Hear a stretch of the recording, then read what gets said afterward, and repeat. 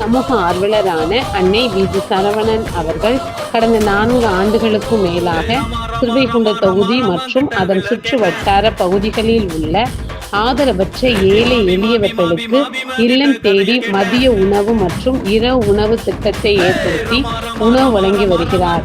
இந்நிலையில் தமிழக வெற்றிக் கழகத்தின் ஐம்பெரும் கொள்கை தலைவர்களுள் ஒருவரான சமூக ஆர்வலர் அஞ்சலை அம்மாளை கொள்கை தலைவராக அறிவித்ததன் ஈர்ப்பால் தமிழக வெற்றிக் கழகத்துடன் இணைந்து தமிழக வெற்றிக் கழக தலைவர் தளபதி திரு விஜய் அவர்களின் ஆசியுடன் கழக பொதுச் செயலாளர் அண்ணன் புசி என் ஆனந்த் அவர்களின் வழிகாட்டுதலின்படியும் 1000வது நாள் மதிய உணவு மற்றும் இரவு உணவு திட்டத்தை தமிழக வெற்றிக் கழகத்துடன் இணைந்து வழங்கி வருகிறார்.